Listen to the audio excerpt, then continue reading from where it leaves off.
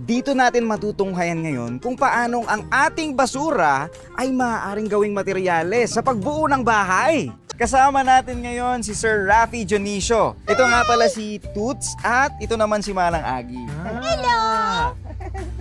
Happy to meet you, Toots! Hello po! Kuya Raffy na lang! Yon. Kuya Raffy, meron nga po pala akong tanong sa iyo. Ano yun?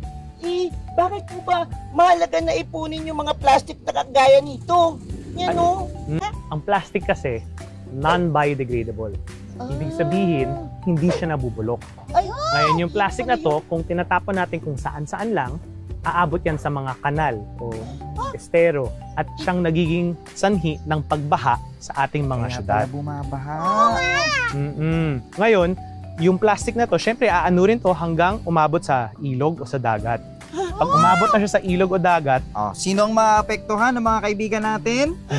Yung mga kaibigan natin isda at saka iba pa natin mga kaibigan sa dagat! Wala naman sila!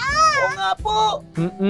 So yung plastic, baka kainin ng isda o doon na lang siya katabi o sa taas ng coral kung saan namamahay yung isda. At baka magkasakit yung coral dahil doon.